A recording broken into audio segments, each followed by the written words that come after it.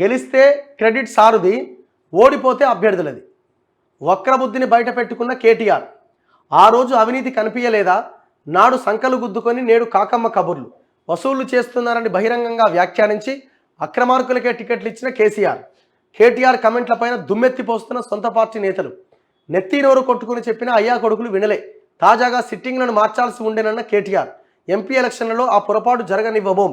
ఆ వ్యాఖ్యలు ఎవరిని బలి చేసేందుకు? మరి సోషల్ మీడియాలో కేటీఆర్ పైన ట్రోలింగ్ అట. ఈ కేటీఆర్ అంటే ఆయన పార్టీని మొత్తం నిండా ముంచుతున్నాడు తన వ్యాఖ్యలతోని.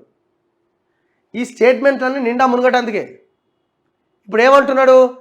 ఇప్పుడు ఓడిపోయిన బీఆర్ఎస్ పార్టీ నుంచి పోటీ చేసిన ఎమ్మెల్యే అభ్యర్థులంతా దొంగలు లంగలు అంటున్నాడు కేటీఆర్.